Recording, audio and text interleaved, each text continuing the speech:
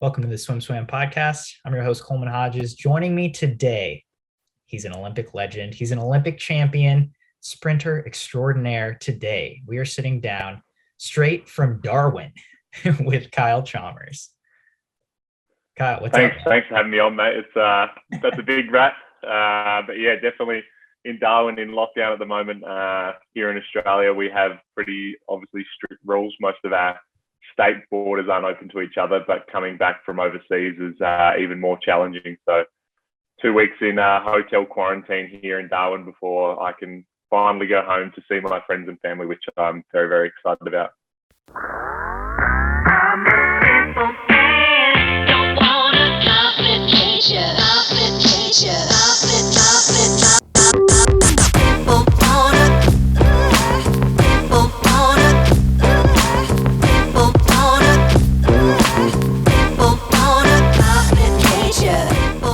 Coming from the high of an Olympic Games to just 2 weeks by yourself, alone with your thoughts, I'm sure you get to interact a little with some of your teammates, but what is that sensation been like? Is it a bit strange, especially compared to 16 when things were a lot freer?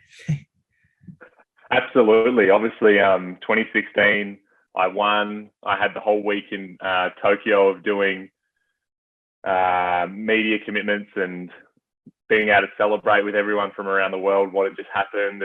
And this time it was, within 48 hours, we had to be out of Tokyo and essentially come back and be put in a jail cell almost. So it's totally fine. I'm a person that's actually quite introverted, probably, and a little bit recluse. So being in my own personal space is actually really nice. And, I've been away with my teammates for about 8 weeks now. So to be in my own space for today's day 5. So it's been really nice up until now. And I think, I hope it continues to be really nice.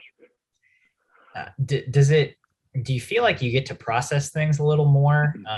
Again, being in your own space and the Olympics is, I'm sure, a very hectic and crazy week and lots of ups and downs. And, and then, like you said, in 16, coming off of it, you were with friends, you were with family, you were celebrating with everyone. Do you feel like you get to process it in a different way, just being by yourself?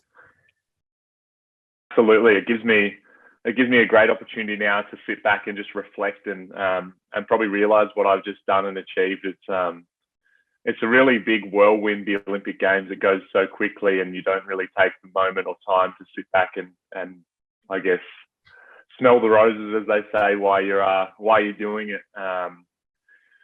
So yeah, this isolation is probably the perfect chance for me to kind of just sit down. I'd love to be able to watch some of the races back and, just be able to look at my medals even, those small things that give me that opportunity. And also, like, I'm just so mentally, emotionally and physically exhausted after racing for 9 days. And that big build up the last 5 years has been, and there's obviously a whole lot of pressure and expectation for me leading into that Tokyo race. And honestly, in a way, I'm kind of relieved it's done, and I'm just content with catching up on some sleep and rest and getting myself going again. Yeah. So let's take it back to that lead up. I know I've talked to so many athletes in the U.S. and abroad, and it's like that extra year was a lot. And I think, especially for someone in your shoes, the defending Olympic champion, to have two Olympic years and 2 years of build up and building to defending that title. How did you feel about that second year, and especially mentally and emotionally, that second lead up in a row to these games? Yeah, so mine was a different one, because I know that if 2020 ended up going ahead, there was no chance I would have been there, just with my shoulder injury that obviously ended up requiring shoulder surgery, which I didn't have until December, because I kept pushing through and trying to find a way that I could, heal myself almost naturally, or tried cortisones and PRPs and just trying to rehab to see if I could get my shoulder better, but it wasn't getting any better. And in December, I went and saw a shoulder surgeon in Sydney, and he told me that, your shoulder's stuffed and we need to have surgery.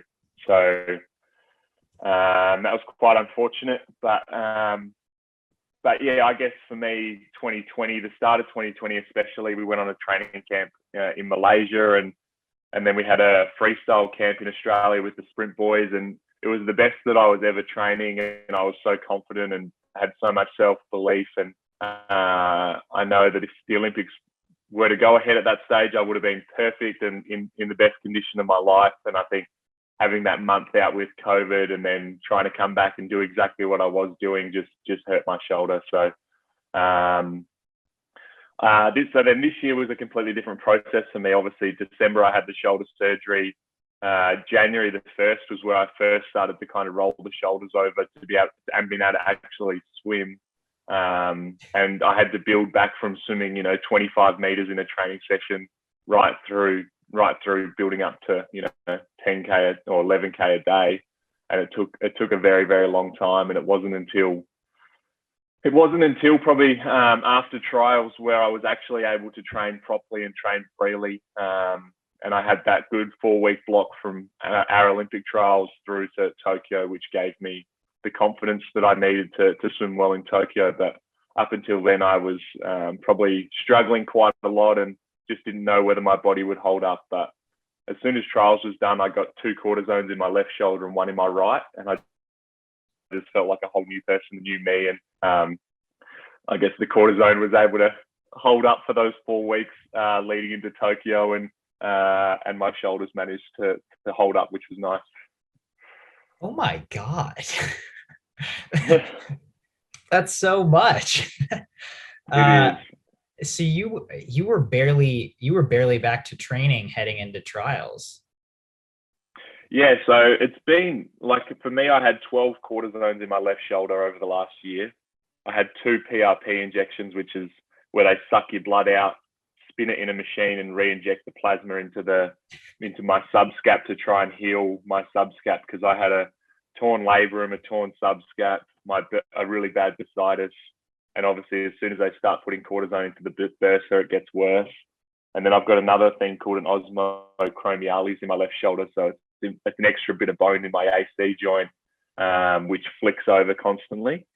So that caused me the most pain. And that's the thing that I've still got to deal with now, because obviously getting that removed is a seriously big rehab and process. Whereas if I got just my bursa and the torn part of my labrum burnt off, that's what they did, just to get me through. It's not a huge process. So, but yeah, so it's just been a very, very bumpy process of a lot of rehab, a lot of prehab, a lot of setbacks. It's that whole 2 steps forward, 1 step backward type thing. And I've never really had to deal with an injury like that in my time. And I think for me, I'm a person that gets my confidence from training and confidence from training well. And I just wasn't able to do what I'd previously done, and how I'm a person that retains every single thing I do in training.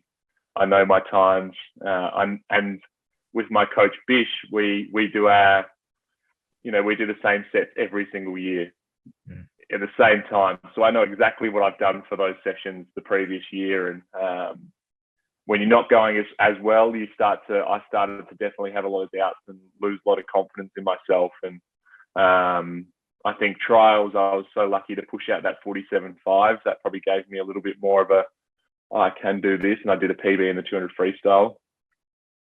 And I don't think it was I think it was more so just my racing mentality that allowed me to do that. More than anything, it probably wasn't my body or I was at that point as well weighing in at 95 kilos. So I was still 3 kilos over my race weight that I needed to be by Tokyo, which I got down to. But I think that block that I got in Queensland gave me the confidence I needed to do the job in Tokyo. Yeah. Sorry, I'm going to go back to this injury. Do you know moving forward if you're going to get that surgery on the left shoulder?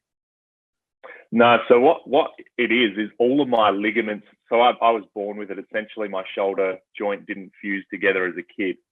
And all of my ligaments and tendons, from my understanding, are attached to the little bit of extra bone, which needs to be taken out. So essentially, if they took that out, they'd have to reattach everything. And that's a big job, and that's where a lot of male sprinters lose their their technique and stroke and never quite come back from. So I think I've just got to find ways to manage it, and I've swam through the pain now for 18 months, and I am getting used to it, and it is something you start to eventually block out, is just going, well, if I put my shoulder up into a pec stretch and let it crack over it before I get in the pool, like I kind of feel it just go pop, then it's in a better position to swim and train, and it makes it a little bit more comfortable for me. It's gnarly. Yeah.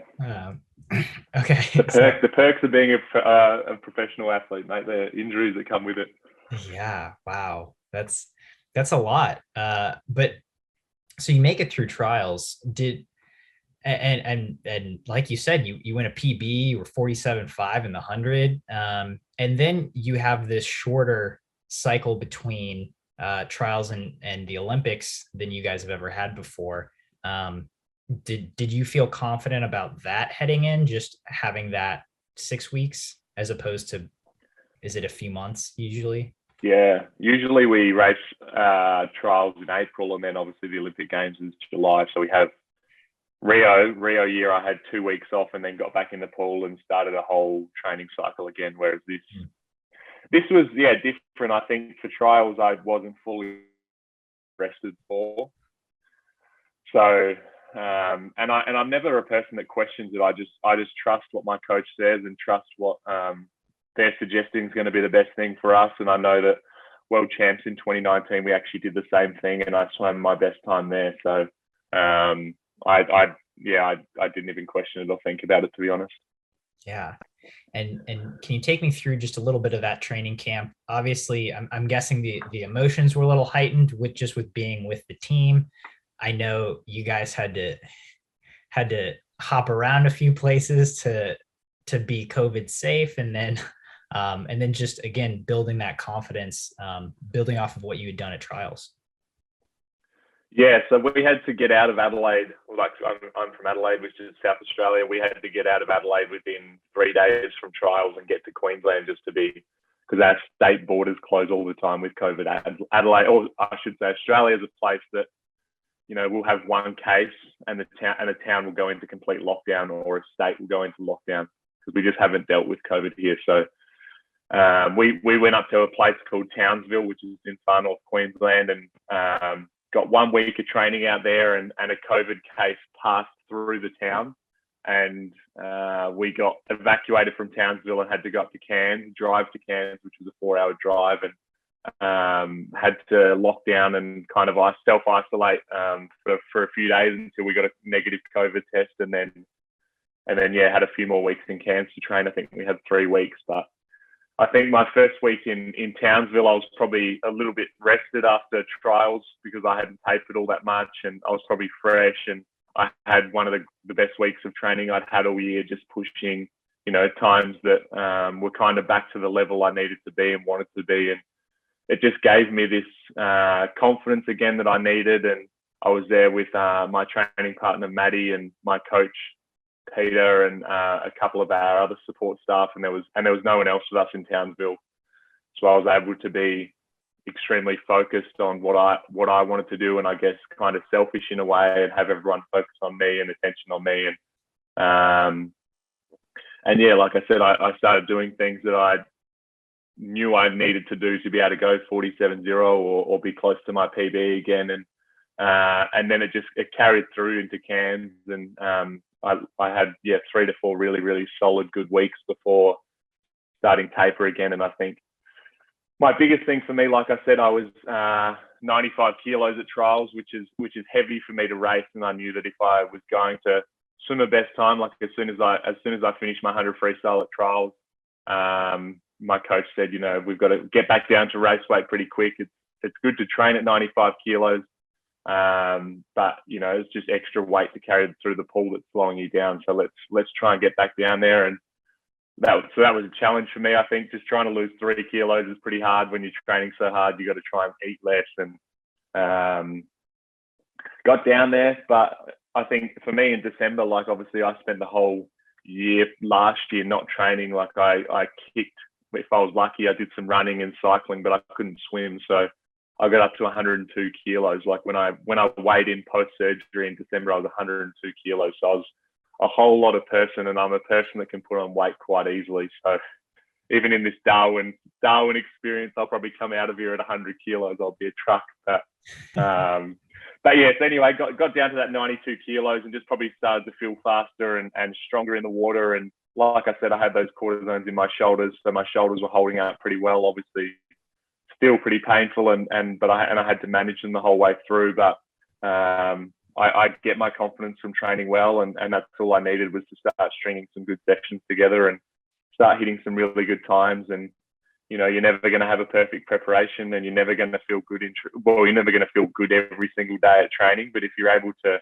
swim well on those days where you feel bad, then it gives you all the confidence in the world. Yeah. So I have to wonder, you're obviously known for your back half speed. Like you said, you were PB and you 200 at trials.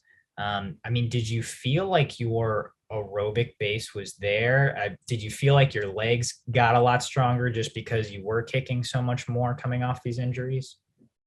Yeah, my legs definitely got stronger. I spent so much of the year last year cycling, running, and doing kick. If I was in the pool, I'd do face down snorkel kick. Like I went through a period there where I was doing 4 to 5 Ks of kick with my snorkel on face down every single day for about 8 weeks. And it was terrible. It was the worst experience of my swimming career, I reckon. There was nothing more deflating than knowing you coming into training and doing that and just trying to keep up with everyone. And my legs got stronger. And I know that when I first started to be able to swim again in January, the most important thing was for me to build up my aerobic fitness again. So right up to trials, I hadn't done any pace work at all. I'd done the odd 50 here and there, like a back end speed, or we do a lot of mini-max stuff where it's like minimum strokes and minimum time type thing. So I've done a few 50s here and there, but for me, it was all aerobic stuff, a whole lot of 400s on short rest and a whole lot of 200s on short rest. And it's stuff that I've always done, but I've never done to that extent. I think I've always been a person that's probably trained for the 200 and then come down and race the 100. And this time around, I was probably training almost like a 400 athlete, just by myself, doing 9 400s, neg splitting and descending the 200s in them, and on 5 minutes and stuff like that. Just kind of short rest 400s and short rest 200s. Like we do a lot of 3-2s, descend on 240, neg splitting, as well as descending through the sets, and just things like that obviously build your aerobic fitness up and get you fit again. But it didn't give me a whole lot of confidence with my speed. So I guess when it got to trials and I had that opportunity to race in the 200 freestyle final against the big boys in Adelaide in my home pool, we're pretty good in the 4x2. We are the reigning world champions in it, I should say. Obviously, we didn't win at the Olympic Games, but we're still the world champs. So I knew that was going to be a competitive event, and I knew how desperately I wanted to be on that 4x2 team. And I think I'm very lucky in the 200 that people definitely look for me in the race, so it plays into my favour, and I'm able to kind of use my back end and use my sprint speed in that last 25 to get my hand on the wall. So and I love a race and I love a scrap, so that's probably the only reason why I was able to swim a PB there. Nice. Yeah. I mean, that is a good point. People looking to you in the race. I didn't think about that, but that's pretty interesting. And I mean, do you like having those eyes on you when you swim a race like that? I do really. I mean, it plays into my favor massively. I love it. But for me, I've got a couple of really good mates, especially who I've spent a lot of time with since being away on this team. And I've kind of just spoken to both of them and been like, you need to learn to start kind of swimming your own race and not watching me, because they're both amazing 200 freestylers who will go so well and will dominate in the race. But I think everyone's just got to be able to swim probably their own race rather than worrying where I am or watching me at times. So as soon as that starts to happen, we're only going to get faster in the 4x2, I think. Fair enough, man. How about that 100 fly? What's going on there? Well, that was probably honestly like the problem why I stuffed my shoulder. I think I started trying to train butterfly and got to New South Wales in 2019 in Sydney and did the 200 butterfly, which I normally always would do pre-season, just trying to keep fit. Did a pretty good 200 fly with obviously in really hard work and no taper, and then did the 100 butterfly on the last night and had a really good 100 butterfly. And it's something I was a butterflyer as a kid. I started out as a butterflyer and then went to freestyle. And I've always kind of, when I've been struggling, if I'm having a bad session freestyle wise or just want to mix it up a bit for the brain, I'll go to butterfly. But I think I probably pushed it a little bit too hard this time around, and it definitely hurt my shoulder a bit. But there was talks of me this year doing butterfly in the medley relay, in the heat of the medley relay at the Olympics, and I was so excited about it. But my coach ended up talking some sense into me and said, we haven't done any butterfly training, and we've worked so hard to get back to this point with your shoulders. I don't want you diving in and stuffing your shoulders up. So eventually, it's something I would love to do and love to chase. But it's I've just got to make sure I can get my shoulders in the right condition to be able to do it, and I don't want to set myself back. Yeah, that totally understandable. Yeah. But I had to ask about that because I remember seeing that 100 fly that you threw down, and it's like, whoa, all right, nice. Yeah, I did not know that I had it in me, to be honest. And I've never really done much butterfly training to an extent. I mean, I have, but not heaps. And then my turns and skills were terrible as well. I remember kind of comparing the swim speed after the race was very similar to Caeleb's, but his skills were almost like his turn was something 1 point something seconds in faster than mine. So I remember going back from that and jumping in the pool and going, I could do this, and being really excited about it and kind of looking into where it fit in the program at the Olympic Games. And it all kind of played out well, but obviously we went into that COVID break within 7 days of that race, and it all went downhill from there pretty quick. Well, dude, I've got my fingers crossed because I would love to see it. I mean, the 100 free is already just fireworks to the max. So if we got a double dose, I wouldn't complain as a fan. That's all I'm saying. Yeah. Well, it's definitely not coming in the 50 freestyle, so that's the only opportunity I'm going to have unless Caeleb decides to come up to the 200. So I'd like that opportunity. which we're all praying for. We want to see it, but yeah. Anyway, I digress. So you training camp goes well. You get to Tokyo. Is getting to Tokyo almost a relief at this point after just going through the injury trials, the runaround of figuring out COVID, and then training camp, and finally just getting to the games? Was it kind of like Yeah, I think so. I think my first big was trials once I made the team. That was my first, I think. Obviously, being in Adelaide, home pool, being the defending champion, all the media wanting to talk to me. I had all my friends and family in the crowd. Like, the only time the stands were full for races were when I was racing at trials. So there was so much pressure, and I felt so relieved once I'd made the team, which obviously helped and played into my favour. And then also, even speaking to Caeleb in Tokyo, there was just this thing in the back of our minds that Tokyo was going to be cancelled. I think there was just constant talk about it. And I think once we finally got to Tokyo, especially for me, I kind of went, we're here, this is happening. You walk around the competition pool, you see your friends from around the globe, and it makes it a whole lot more real. And I think, like I said, with Australia, we haven't really dealt with COVID that much. So we were very, very paranoid and stressed about it.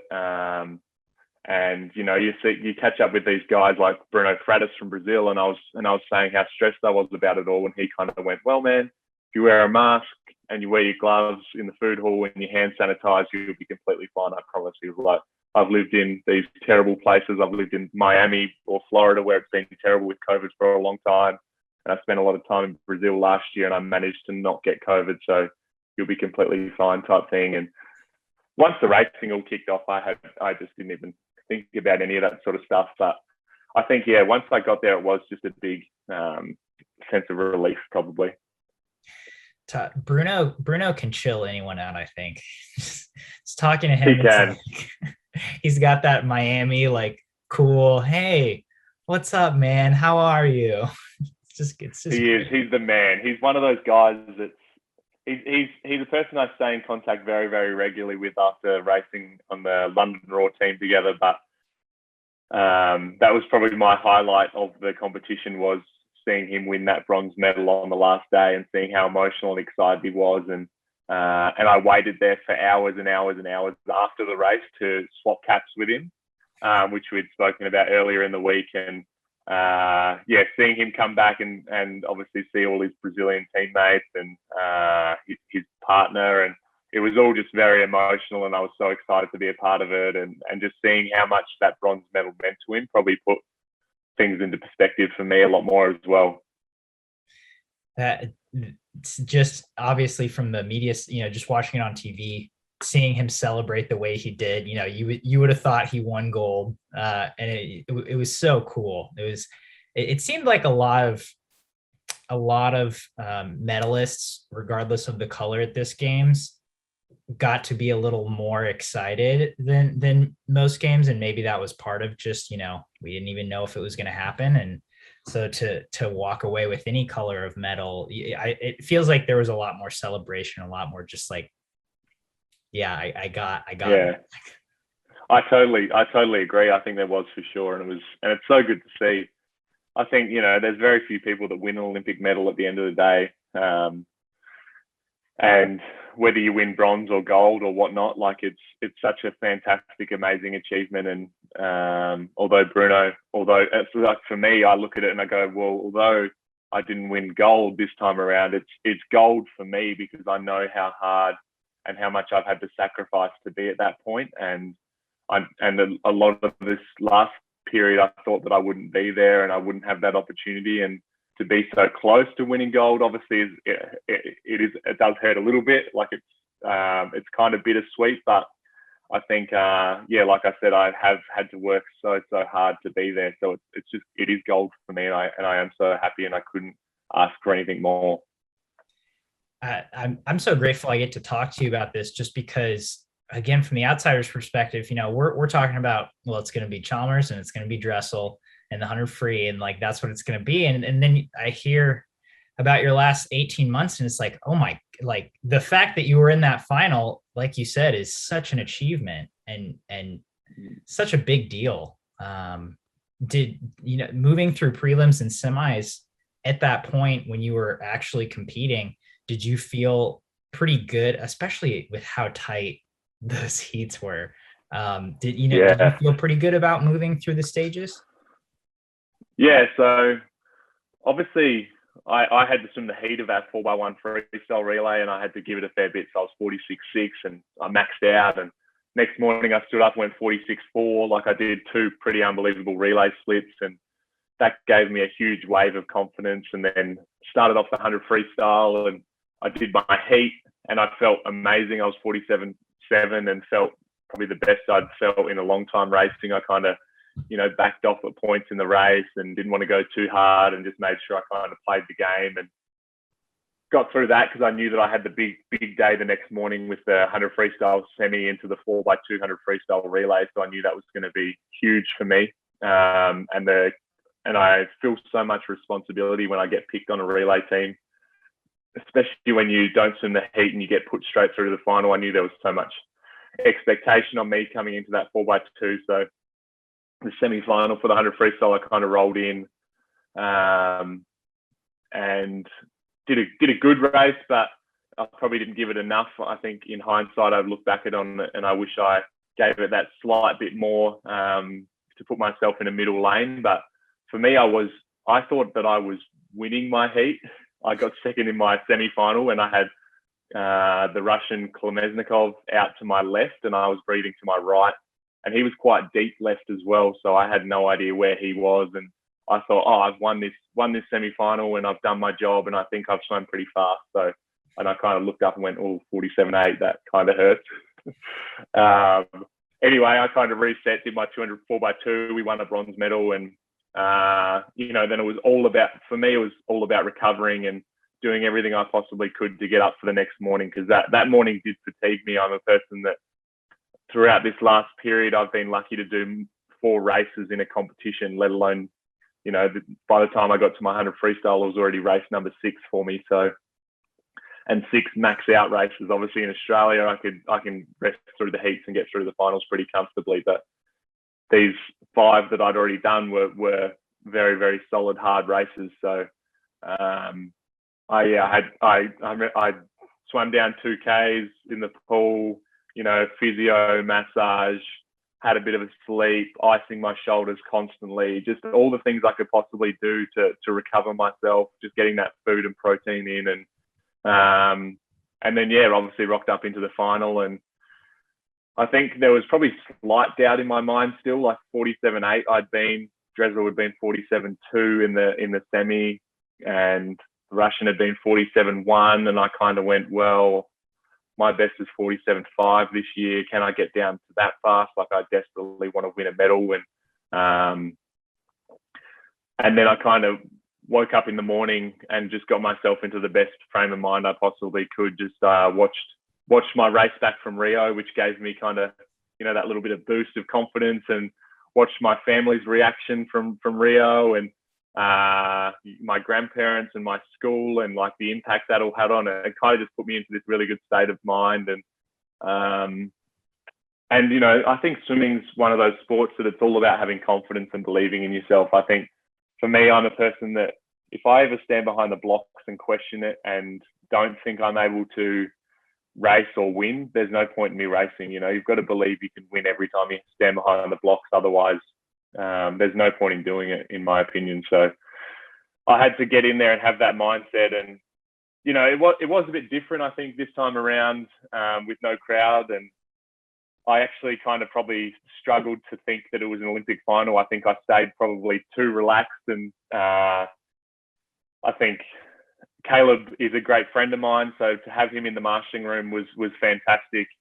He's a person that face, that familiar face that you have there, and everyone else was new this time around. So I was able to kind of have a bit of a chat to him, which was cool before the race. And I think I stayed quite relaxed, and I executed everything possibly to the best of my ability in the race and where I was. Like, I had a really good start for me.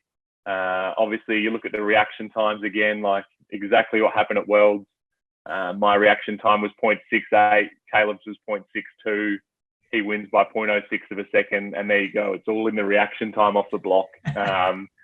And you can look at that as something I look at regularly, and I have since World Champs, because it happened exactly at World Champs. His reaction time was 0.09 or whatever it was, faster than mine, and he beat me by that amount of time. So all I've got to do is be able to react off the block at the same time as him, and we'll swim the same time, and there'd be no better feeling probably than touching equal with him and being able to share the moment. But yeah, had the good start, felt really strong on the way out. I'm a person that tends to swim with my eyes closed when I race. So just to kind of make sure I'm getting that groove. And I think in training, I'm so used to swimming with my eyes closed to get my stroke count and not worry about where I am type thing. So eyes closed on the way down. Had a pretty solid turn for me as well. Like, it's something, the turn and dive, something I've been working really, really hard on, and I will continue to work hard on, because I know that that's the only places that I can catch Caeleb. Like, my swim speed is faster than him, but his skills are just so out of this world that if I could get a little bit closer to him, everything counts. So and then obviously had the turn and came home really well and came home strong. And I was breathing to my right. I only had, I think, the South Korean guy out to my right potentially, and I knew that I was ahead of him, but I had no idea, honestly, where else I was or how fast I was swimming. And I touched and saw 47.08, and I was pumped. Like, obviously I couldn't believe that I'd swam so fast. And then obviously you look up and see Caeleb was 47.02 and you go, oh, so close, like such a close race. And then that kind of is a bit deflating in a way. But then you just got to look at it and take the positives. And for me, I just had to realize how hard I'd had to work to be back there.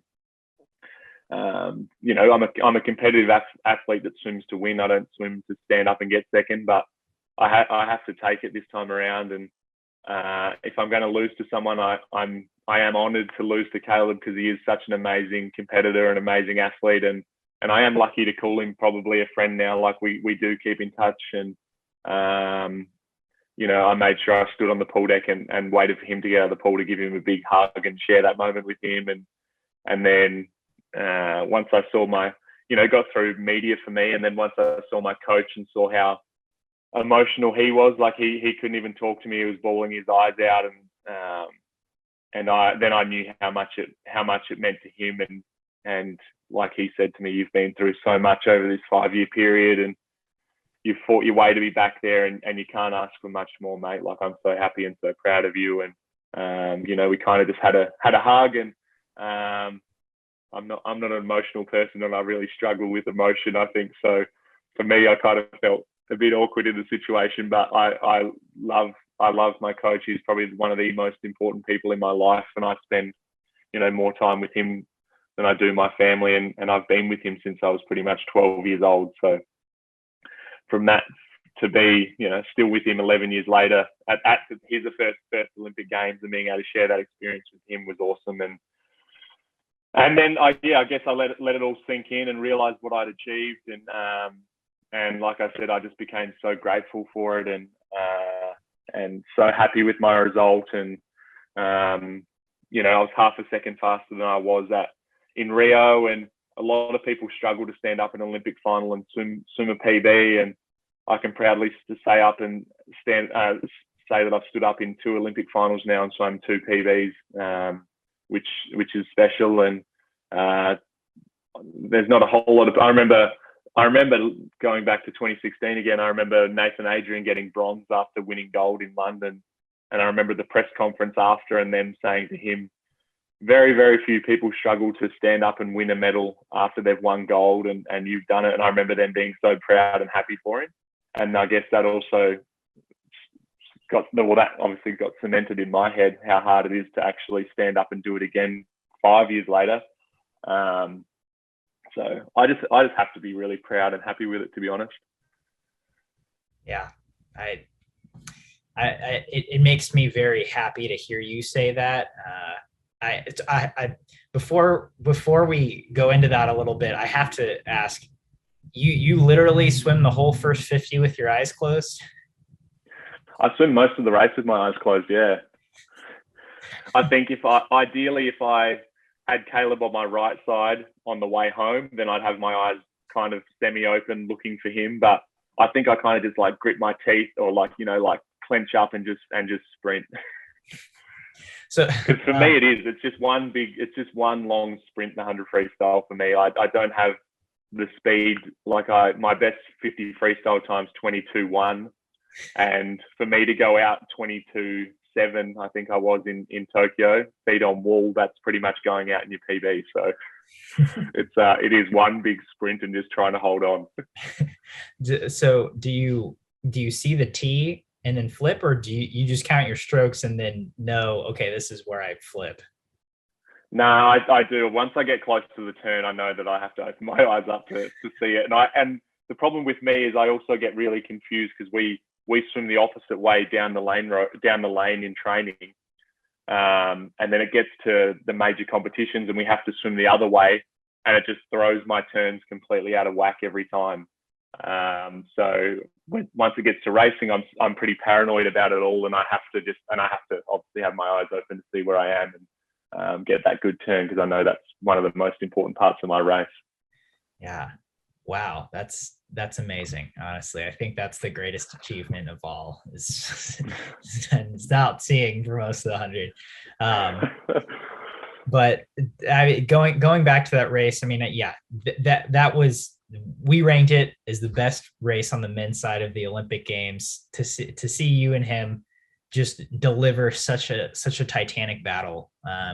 Was so cool to watch, and to see you both go the times you did was just, as a spectator, was just so great. Especially with the build up, like there was a lot of, it's been talked up for a long time now, I think. Obviously leading into the Olympics, I remember reading a few articles, and I wasn't in the top 600 freestylers to kind of look out for on who would win medals and stuff like that. I don't know what it was, but, had kind of Kolesnikov and these guys that Popovici or whatever, the Romanian guy, and Dressel and Apple, and these guys that had swam faster times than me this year. And they're the guys to watch out from. And it kind of just gave me motivation to be like, come on, like I've been 47-0, and you know that it's going to be the clash of me versus Caeleb no matter what. And that's what I wanted it to be. I desperately wanted that opportunity to be in a race that's going to be remembered for a long time, and hopefully go down as one of the fastest races in history. So it couldn't have gone any better, really. It would have been better if I touched first just slightly, but it was a privilege to be a part of that race. Yeah, again, it's really cool to get your perspective on that, and again, it's just great to see you and a lot of other medalists be able to say, like, I have this silver, obviously I want gold, but it's like, but this is a really great achievement, because it is. Yeah. So on the relays, you were 4x1, you were 4x2, you bronze in both. Can you take me through those just a little bit, and what it meant to win 2 more Olympic medals for Australia in relays? Yeah, well, the first one was the huge one for me, the 4x1 freestyle. We, on paper, I think we were ranked about 6th, and there wasn't obviously a whole lot of expectation on us winning a medal. And I guess we were actually kind of paranoid that we might miss the final, and that's why I had to swim the heat, and I had to swim well in the heat, obviously, as well. So, the 4x1 freestyle is a race where those 3 guys that stood alongside me in the final are 3 of my really, really good mates. So it makes it all that more special, and you want to do it for them. And we're walking over to the marshalling room, and I just said, I'm gonna put my body on the line, and I'm gonna give you my best 2 laps I've ever swum in my life, and I expect the same out of you guys. Like, this is the fastest I need you to possibly swim. Like, this is 2 laps of freestyle. That's all we have to do. Think of how many laps you do every training type thing, and kind of put it on them to do that. And I knew that I was going 4th, so that means I sit there and watch those first 3 guys, and I watched those first 3 guys swim well and put us into a good position, like a good enough position. I think when I dove in, we were maybe still 6th, and I knew that I had a lot to give, and I think I was out in like 21 something feet on wall or something crazy, or pretty close to. And to go 46.4, I'm not sure really where that ranks in history of splits, but I know that obviously Lezak's been fast, and then I know that Duncan Scott was really fast at World Championships, and I think I might be pretty close to being 3rd potentially. I think so, yeah.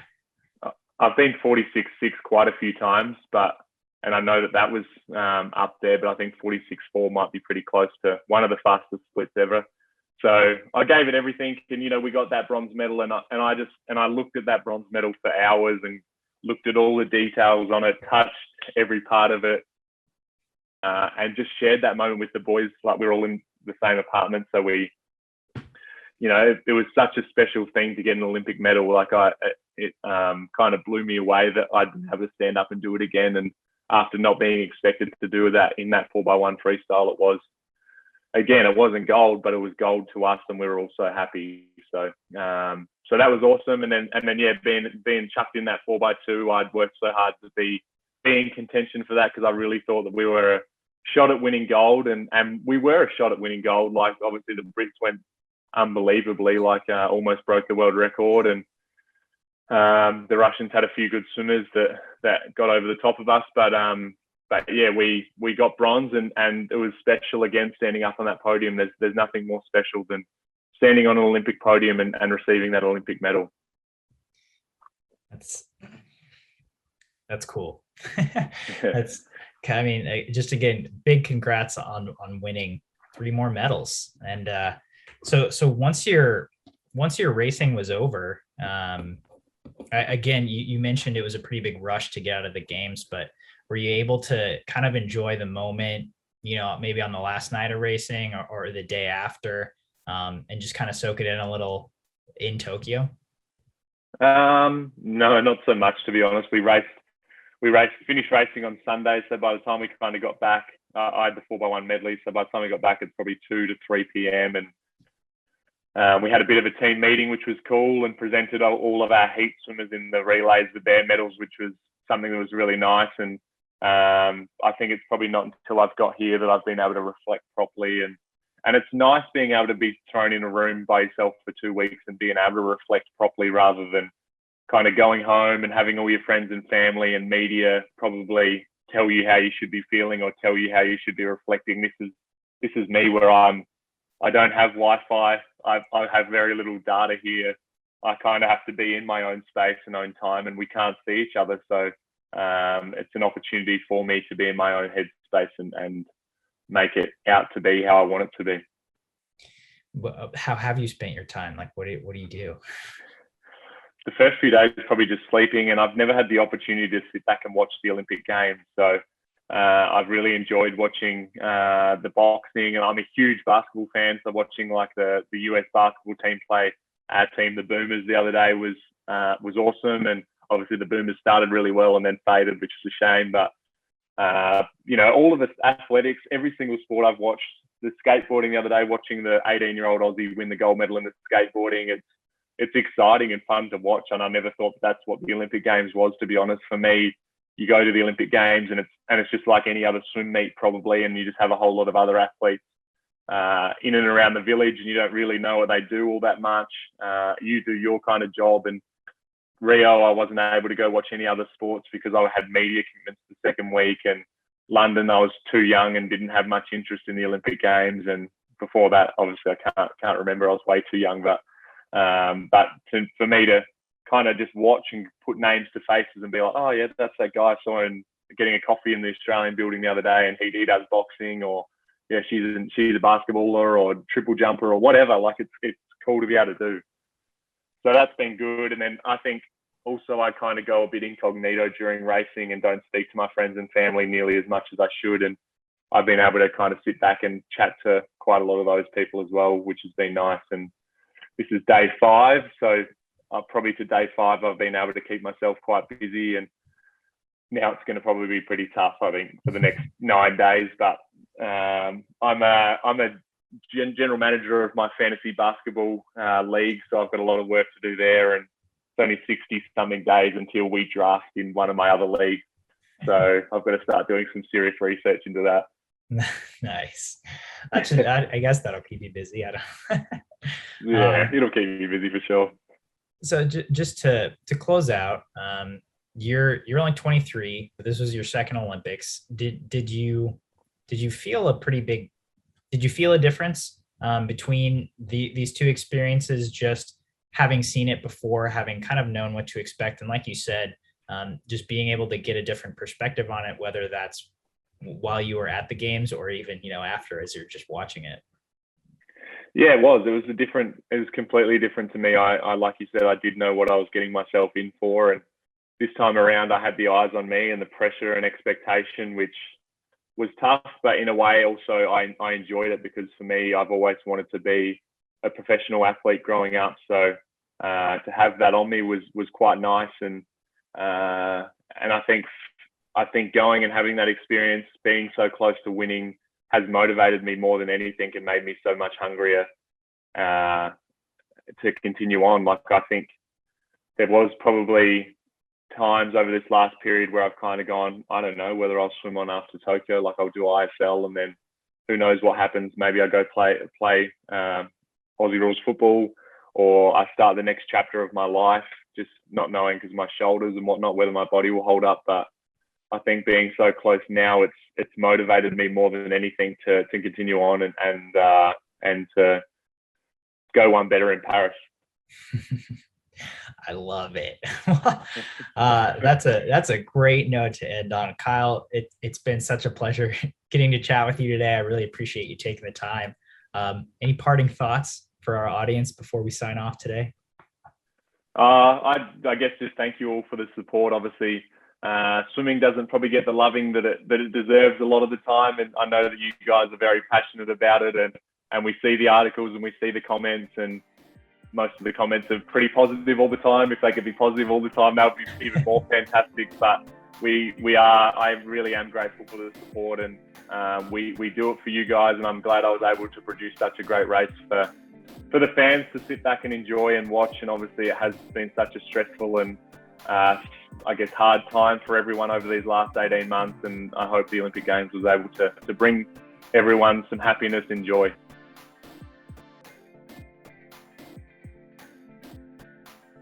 You've been listening to the Swim Swam podcast. Stay tuned for new episodes every week. You can take Swim Swam podcast on the go by subscribing on your favorite podcast platform. Look for links in the description below, and be sure to subscribe to our YouTube channel for more videos as well.